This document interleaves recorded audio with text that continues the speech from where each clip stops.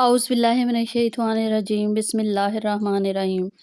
ناظرین، میری آج کی یہ ویڈیو حضرت یوسف علیہ السلام کے بارے میں بنائی جانے والی ویڈیو کا چھٹا حصہ ہے، جس میں حسن یوسف کو دیکھ کر جب عورتوں نے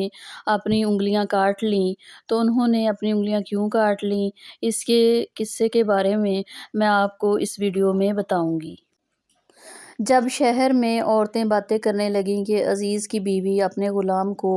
اپنی طرف مائل کرنا چاہتی ہے اور اس کی محبت اس کے دل میں گھر کر گئی ہے، ہم دیکھتے ہیں کہ وہ صریحاً گمراہی میں ہے۔ جب زلیخا نے عورتوں کی گفتگو سنی، جو در حقیقت دیدار یوسف کے لیے ایک چال تھی،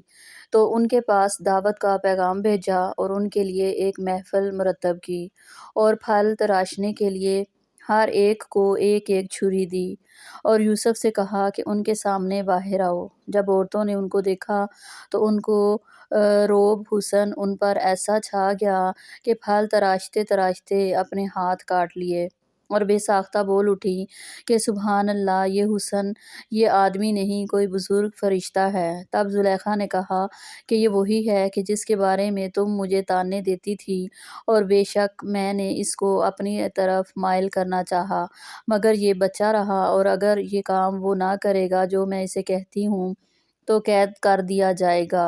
اور ذلیل ہوگا۔ یوسف نے دعا کی، پروردگار، جس کام کی طرف مجھے یہ بلاتی ہیں اس کی نسبت مجھے قید پسند ہے، اور اگر تو نے مجھ سے ان کے فریب کو نہ ہٹایا تو میں ان کی طرف مائل ہو سکتا ہوں اور نادانوں میں داخل ہو جاؤں گا۔ خدا نے ان کی دعا قبول کر لی اور ان سے عورتوں کا مکر دور کر دیا۔ بے شک وہ سننے والا اور جاننے والا ہے۔ ان آیات میں مصر کی عورتوں کی زلیخا پر طعن و تشیح کا اللہ تعالیٰ ذکر فرما رہے ہیں۔ یہ عورتیں عمرہ کی بیویاں اور بڑے بڑے لوگوں کی بیٹیاں تھیں۔ وہ طعنے دیتی تھیں کہ وہ اپنے غلام کو بہلا پھسلا رہی ہیں اور اس کو اس سے بہت سخت محبت ہو گئی ہے، حالانکہ یہ اس کے برابر کا نہیں ہے، کیونکہ وہ ایک غلام ہے اور محبت کی قابل نہیں ہے۔ یہ تو بڑی کم عقل اور بے وقوف ہے۔ ضلال کا لغوی معنی اور مفہوم یہ ہے کہ کسی کا اس کی اصل راہ اور منزل پر نہ رہنا اور کسی اور جگہ بھٹکتے رہنا۔ جب ان عورتوں کے طعنے اور برا بھلا کہنے کو سنا کہ وہ ایک غلام سے محبت کرنے کی وجہ سے اس کو ملامت اور اس کی مذمت و شکایت کر رہی ہیں، حالانکہ زلیخا اپنے تئیں معذور تھی، اس لیے اس نے چاہا کہ وہ اپنی معذوری ان پر ظاہر کر دے کہ یہ غلام عام غلام نہیں ہے جیسے انہوں نے سمجھ رکھا ہے، اور عام غلاموں کی طرح گھروں میں کام کرنے والوں جیسا نہیں ہے۔ تو اس نے ان کو بلا بھیجا اور ان کو اپنے گھر میں اکٹھا کیا، ان کے لیے ان کے شایان شان ایک شاندار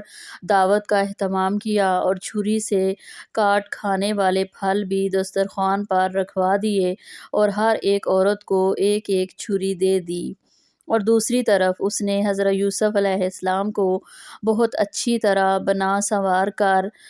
تیار کر رکھا تھا اور بہترین لباس ان کو پہنایا تھا،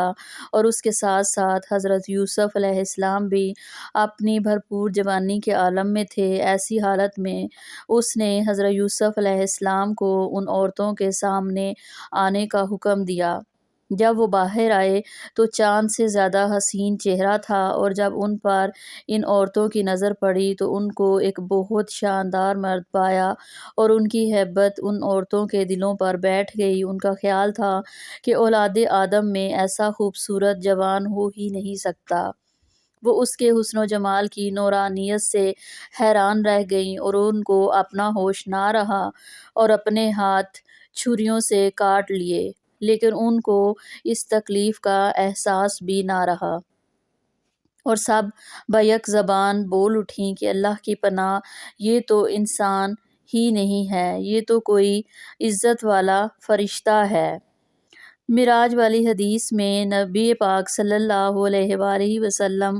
فرماتے ہیں کہ میں یوسف علیہ السلام کے پاس سے گزرا تو پتہ چلا کہ آپ کو نصف حسن دیا گیا ہے۔ اللہ پاک نے اس دنیا میں سب سے زیادہ حسن حضرت آدم علیہ السلام کو دیا تھا، اور حضرت یوسف علیہ السلام کو حضرت آدم کا نصف حسن دیا گیا۔